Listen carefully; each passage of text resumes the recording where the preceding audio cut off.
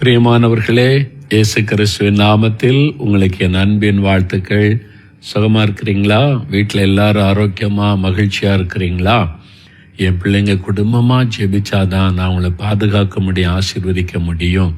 அதனால் அவங்க குடும்பமா ஜெபிக்கணும் என்பதை நீ சொல்லி கொடுத்து ஜெபிக்க வைக்கணும் என்று சொல்லி, இதெல்லாம் எத்தனையோ காலத்துக்கு முன்னால மிஷினரிகள் சொல்லி கொடுத்தது தான். அதை ஒரு சிலர் தான் ரெகுலராக அதை பயன்படுத்துகிறோம். நிறைய பேர் அதை மறந்துட்டோம்ல. ஆனால் திரும்பவும் ஆண்டவர் நம்மளை குடும்ப ஜெபத்தை செய்ய உற்சாகப்படுத்தி நடத்துகிறார். அப்போ உங்களுடைய குடும்பம் ஆசீர்வாதமாக இருக்கணுமானாலே குடும்பமாக நீங்கள் தினமும் ஜெபிக்கணும்.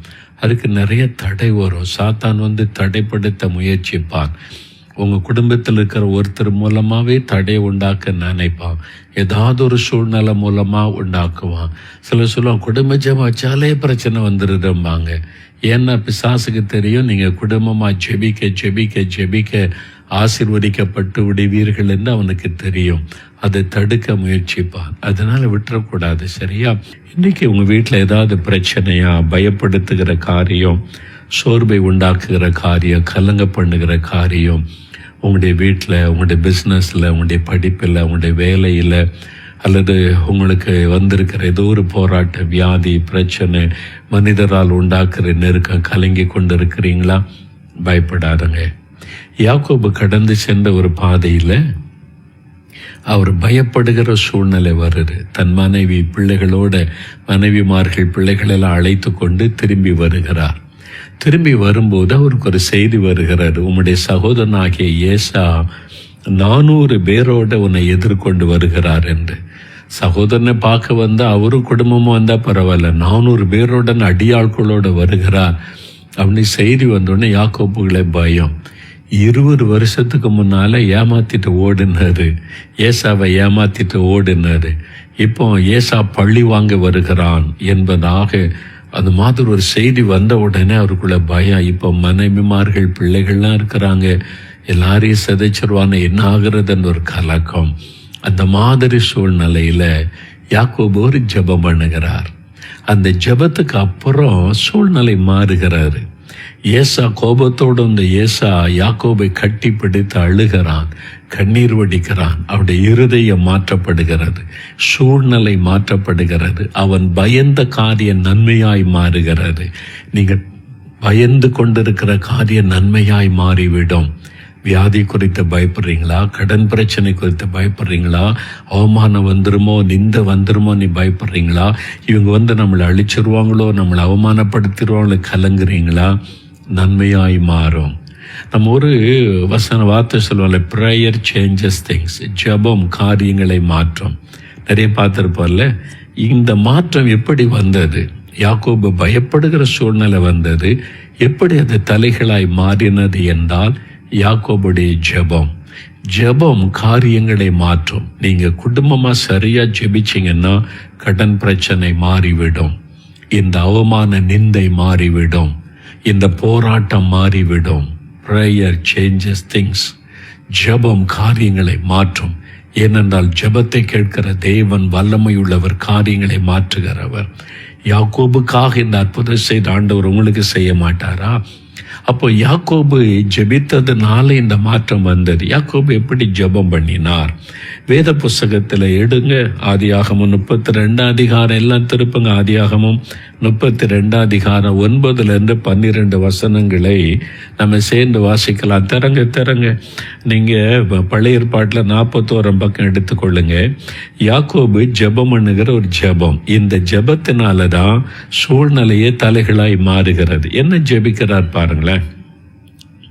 ஆதியாகமம் 32:9 பின்பு யாக்கோபு, என் தகப்பனாகிய ஆபிரகாமின் தேவனும் என் தகப்பனாகிய ஈசாக்கின் தேவனுமாக இருக்கிறவரே, உன் தேசத்துக்கும் உன் இனத்தாரிடத்திற்கும் திரும்பி போ, உனக்கு நன்மை செய்வேன் என்று என்னுடனே சொல்லியிருக்கிற கர்த்தாவே, அடியனுக்கு தேவரீர் காண்பித்த எல்லா தயவுக்கும் எல்லா சத்தியத்துக்கும் நான் எவ்வளவேனும் பாத்திரன் அல்ல. நான் கோலும் கையுமாய் இந்த யோர்தானை கடந்து போனேன். இப்பொழுது இவ்விரண்டு பரிவாரங்களையும் உடையவன் ஆனேன். என் சகோதரனாகிய ஏசாவின் கைக்கு என்னை தப்புவியும். அவன் வந்து என்னையும் பிள்ளைகளையும் தாய்மார்களையும் முறியடிப்பான் என்று அவனுக்கு நான் பயந்திருக்கிறேன். தேவரீரோ, நான் உனக்கு மெய்யாகவே நன்மை செய்து உன் சந்ததியை எண்ணி முடியாத கடற்கரை மணலை போல மிகவும் பெருக பண்ணுவேன் என்று சொன்னீரே என்றான். இதான் அந்த ஜெபம். இந்த ஒரு சின்ன ஜெபம், அந்த கருத்தான ஜெபம், இந்த ஜெபம் சூழ்நிலையை மாற்றுகிறது. ஏன்? ஜெபத்தை கேட்கிற தேவன் காரியங்களை மாற்றுகிறவர். உங்களுக்காக நீங்கள் பயப்படுகிற காரியத்தை நன்மையாய் மாற்றி விடுவார். பயப்படாதுங்க. இன்றைக்கு குடும்பமே ஒரு காரியத்துக்கு கலங்கி கொண்டிருக்கலாம். கர்த்தர் விட மாட்டார். நீங்க வெட்கப்பட்டு போக மாட்டீங்க, நீங்க அழிந்து போக மாட்டீங்க. கர்த்தர் சூழ்நிலையை மாற்றுவார். இந்த யாக்கோபுடைய ஜெபத்தை நீங்க தியானிச்சு பாருங்க. மறுபடியும் குடும்பமா உட்கார்ந்து அவர் எப்படி ஜெபிக்கிறார் பாரு. ஒரு 3 காரியம் அந்த வசனத்துல கவனிங்க. 9வது வசனத்துல, நீ திரும்பி போ, உனக்கு நன்மை செய்வேன் என்று என்னுடனே சொல்லி இருக்கிற கர்த்தாவே, ஆபிரகாம் ஈசாக்கின் தேவனேன்னு சொல்லிட்டு எனக்கு வாக்குத்தத்தம் கொடுத்த தேவனே என்று சொல்லுகிறார். சரிங்களா? எனக்கு நீங்க இப்படி வாக்கு கொடுத்தீங்கல்ல, அந்த வாக்கு தத்தத்தை நினைவுபடுத்தி ஜெபம் செய்கிறார். வாக்கு தத்தத்தின் மீது விசுவாசம் வைத்து ஜெபம் செய்கிறார். அதான் கருத்தான ஜெபம்.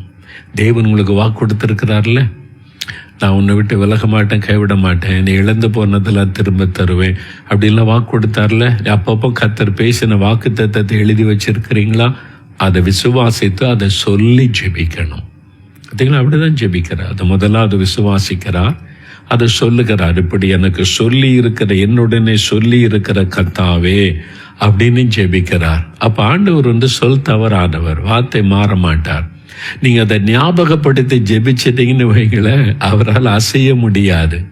அப்படியே தான் வாக்கு தத்தத்தின் மீது நிற்கிற தேவன், உங்களுக்கு வாக்கு கொடுத்ததை நிறைவேற்றுகிற தேவன். அதை சொல்லி ஜெபிங்க. 2வது 10வது வசனத்தை பாருங்களேன். நான் எவ்வளவேன பாத்திரனால, ஆண்டவரே இந்த ஆசீர்வாதத்துக்கு நான் எனக்கு என்ன பாத்திரம், எனக்குள்ள என்ன தகுதி இருக்கிறது? ஒரு கோலத்தடிமா போன ஒண்ணுமே கிடையாது. ஆனா இன்னைக்கு இவ்வளவு பெரிய பரிவாரம் தந்திருக்கு. மனைவிமார்கள், குழந்தைகள், ஆடுகள், மாடுகள், ஒட்டங்கள், வேலைக்காரர்கள், எவ்வளவு பெரிய ஆசீர்வாதம் 20 வருஷத்துக்குள்ள தந்திருக்கிறீங்க. எனக்கு என்ன தகுதி இருக்கிறது? தன்னை தாழ்த்தி ஜெபிக்கிறார். நான் இப்ப பெரிய பணக்கார ஆண்டவரே, என் திறமை, நான் எவ்வளவு கஷ்டப்பட்டேன்னு உங்களுக்கு தெரியும். நான் திறமையா சம்பாதிச்சு இதெல்லாம் சம்பாதிக்க நீங்க எனக்கு கிருபை கொடுத்தீங்க. ரொம்ப பெருமையா அப்படியெல்லாம் பேசல. நான் எம்மாத்திரம். என்ன நீர் இப்படி ஆசீர்வதிக்க நான் எம்மாத்திரம். யோசித்து பாருங்களேன். வெறும் கையா ஒண்ணுமே இல்லாம சில 1000 ரூபாய்களோடு புறப்பட்டு போனீங்க சொந்த கிராமத்துல இருந்து. இன்னைக்கு நீங்க இருக்கிற பட்டணத்துல எத்தனை கோடிக்கணக்கான ரூபாய் மதிப்புள்ள சொத்துக்கள், வியாபாரம், இடம், வீடு. யோசித்து பாருங்களேன். சில வருஷத்துக்கு முன்னால சொந்த கிராமத்தை விட்டு போகும்போது அல்ல உங்க தகப்பனார் புறப்பட்டு வந்திருக்கலாம். என்ன கொண்டு வந்தாங்க? பல லட்சம் ரூபாய் பணம் கொண்டு வந்தாங்களா? தேவனுடைய கிருபை. ஆண்டவர், இதுக்கெல்லாம் நான் எம்மாத்திரப்பா. இந்த பட்டணத்துல வந்து எங்களுக்கு சொந்த இடம், வீடு, பிசினஸ், சொந்தங்கள், எங்களுக்கு நண்பர்கள், எத்தனை பேரை தந்திருக்கிறீங்க. நான் கிராமத்துல இருந்து புறப்பட்டு வரும்போது யாரையுமே தெரியாது. ஆனா இன்னைக்கு எனக்கு எவ்வளவு பெரிய ஆசீர்வாதம். நான் எம்மாத்திரம் ஆண்டவரே, உம்முடைய கிருபை. நான் யோசித்து பார்க்கிறேன். 78ஆம் வருஷம் சொந்த கிராமத்துக்கு போ, அங்கிருந்து தான் ஊழியத்தை செய்யணும்னு சொன்ன போது நான் சொந்த கிராமத்துக்கு வந்தேன். ஊழியத்துக்கு வந்து ஒரு அடி நிலம் கூட கிடையாது. ஊழியத்துக்கு வந்து இயேசுடைய ஒரு அடி நிலம் கூட கிடையாது. ஒரு வாடகை வீட்டில் நாங்கள் திண்ணையில கூடி ஜெபம் பண்ணினோம். ஒரு ஒழுகிற இடத்துல உட்காந்து ஆபீஸ் ரன் பண்ண, முதல்ல ஒரு தோட்டத்துல தான் உட்காந்து திறப்பின் வாசல் ஜெபம் நடத்தினோம். நான் யோசிப்பா, அந்த கட்டிடங்கள் இடெல்லாம் பார்த்துட்டு என் கண்களில் ஆனந்த கண்ணீர். ஆண்டவரே, இதற்கு நான் எம்மாத்திரம், என்னிடத்துல என்ன தகுதி இருக்கிறது? இதெல்லாம் உம்முடைய கிருபை, உம்முடைய இரக்கம். அதெல்லாம் பார்க்க, இதெல்லாம் உமக்கு சொந்த ஆண்டவரே. நான் ஊழியம் செய்யற எனக்கு தந்திருக்கீங்க, அவ்வளவுதான். அப்ப யாக்கோபு அதை நினைக்கிறார். நான் எம்மாத்திரம். தேவனுக்கு முன்பாக தன்னை தாழ்த்துகிறார். நான் கட்டின மகாபாபிலோன் என்று பெருமையாய் நேபுகாத்தார் நினைச்ச போது மிருகமாய் மாறி போனார். பெருமை உள்ளவர்களுக்கு எதிர்த்து நிற்கிற தேவன். நான் உங்க பிள்ளைகிட்ட கூட நான் எவ்வளவு கஷ்டப்பட்டு சம்பாதிச்சேன் தெரியுமா பேசாருங்க. அப்பா எவ்வளவு கஷ்டப்பட்டேன்னு தெரியுமா? பேசாரு. பாடுகள் மத்தியில வந்து அதை எக்ஸ்பிளைன் பண்ணுங்க. கர்த்தர் எப்படி நடத்தினார், இந்த பாடெல்லாம் பட்டாலும் தேவன் கிருபை கொடுத்தார், இதுக்கு மத்தியில் ஆண்டவர் நடத்தினாலும் கர்த்தர் உதவி செய்தார். ஆண்டவரை மகிமைப்படுத்துகிற மாதிரி பேசுங்க. நான் கஷ்டப்பட்டேன், நான் உழைச்சேன், ராத்திரி பகலா பிரயாசப்பட்டேன், சும்மாவை வந்துச்சு இந்த கடை வியாபாரம் எல்லாம், நான் இவ்வளவு கஷ்டப்பட்டேன் தெரியுமா? பேசாதுங்க அப்படி. இதெல்லாம் தேவன் கொடுத்த ஆசீர்வாதம். பிள்ளைகளா, நான் உழைச்சேன், ஆனா தேவன் கனப்படுத்தின, அவர் ஆசீர்வதித்தனால தான் இதெல்லாம் கிடைச்சிருக்குது. சோம்பேறிகளுக்கு ஆண்டவர் உதவி செய்ய மாட்டார், என்னை கடினமா உழைக்க வைத்தார். அப்படி ஆண்டவரை மகிமைப்படுத்துங்க, உங்களை தாழ்த்துங்க, பெருமைக்கு இடம் கொடுத்துறாதங்க. நான் இவ்வளவு கஷ்டப்பட்டேன், இவ்வளவு சம்பாதிச்சிருக்கிறேன் பாருங்க, தயவு செய்து அப்படி சொல்லாதங்க ஐயா. இது தேவன் கொடுத்த ஆசீர்வாதம். கர்த்தர் எனக்கு உழைக்க பலன் கொடுத்தார்னு சொல்லுங்க.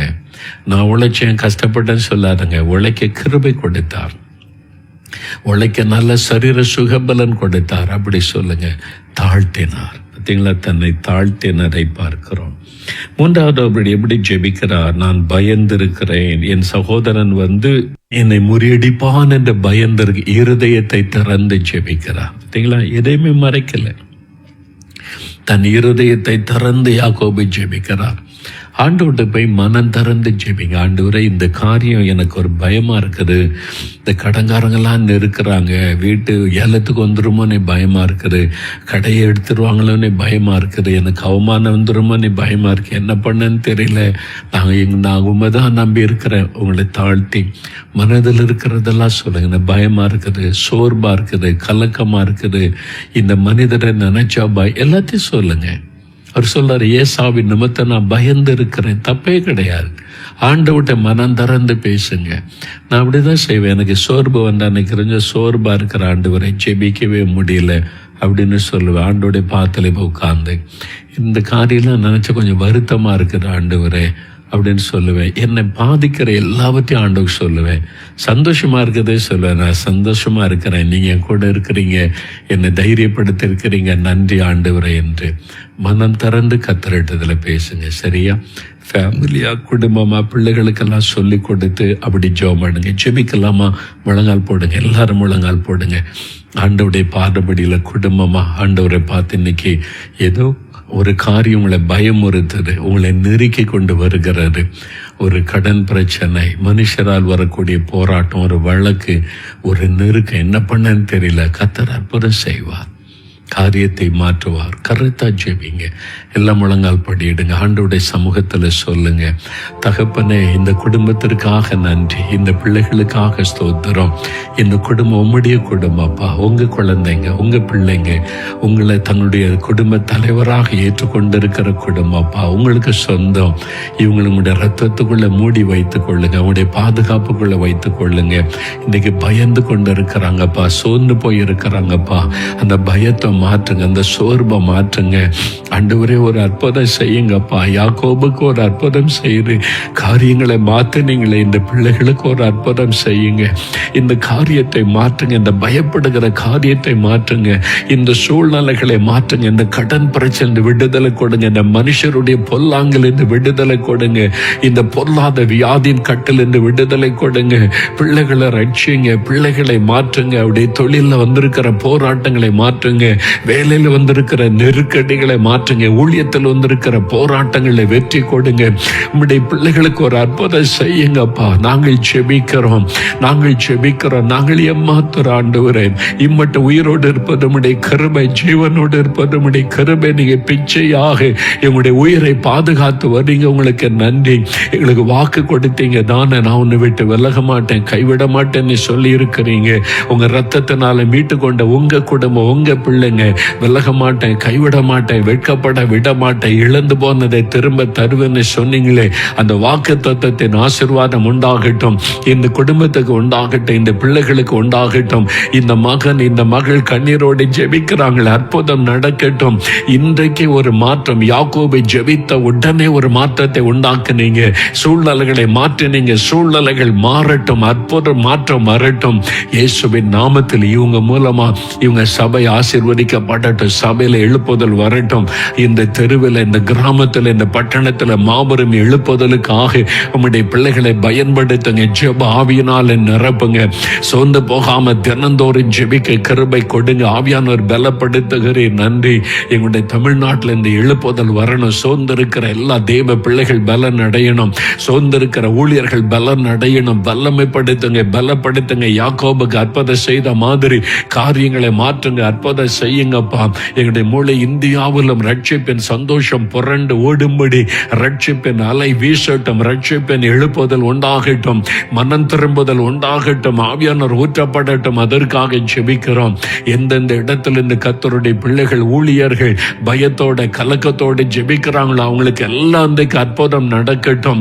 இயேசுவின் நாமத்தில் அற்புதம் நடக்கட்டும். இயேசுவின் நாமத்தில் சூழ்நிலைகள் மாறட்டும். இயேசுவின் நாமத்தில் தேவைகள் சந்திக்கப்படட்டும். மரண கட்டுகள் மாறட்டும். இயேசுவின் நாமத்தில் பொல்லாத சாத்தானுடைய கிரியைகள் அழியட்டும். சூழ்நிலைகள் மாறட்டும். கர்த்தர் எல்லாத்தையும் நன்மையாய் மாற்றி கொடுக்கறீங்க. அவங்க என்னென்ன காரியத்தை எழுதி வைத்து இதில் ஒரு அற்புதம் செய்யுங்கன்னு ஜெபிக்கிறாங்களோ அதில் எல்லாம் இன்றைக்கு ஒரு அற்புதம் நடக்கட்டும். இன்றைக்கே ஒரு மாற்றத்தை பார்க்கட்டும். அடையாளத்தை காண்பியும், ஆசீர்வதியும். இயேசு கிறிஸ்துவின் நாமத்தில் ஜெபிக்கிறோம் பிதாவே. ஆமேன், ஆமேன். என் ஆத்துமாவே கர்த்தரை ஸ்தோத்திரி. என் முழு உள்ளமே அவருடைய பரிசுத்தமுள்ள நாமத்தை ஸ்தோத்திரி. என் ஆத்துமாவே கர்த்தரை ஸ்தோத்திரி. அவர் செய்த சகல உபகாரங்களை மறவாதே. ஆமேன், ஆமேன். ஆண்டவர் ஜெபத்தை கேட்டார். காரியங்கள் மாறிவிட்டார். நல்ல செய்தியை கேட்பீங்க. பயப்படாதங்க. தினமும் ஜெபத்தை விட்டு விடாதங்க. ஸ்தோத்திரத்தோடு ஜெபிங்க. அற்புதங்களை காண்பீங்க. ஆமேன்.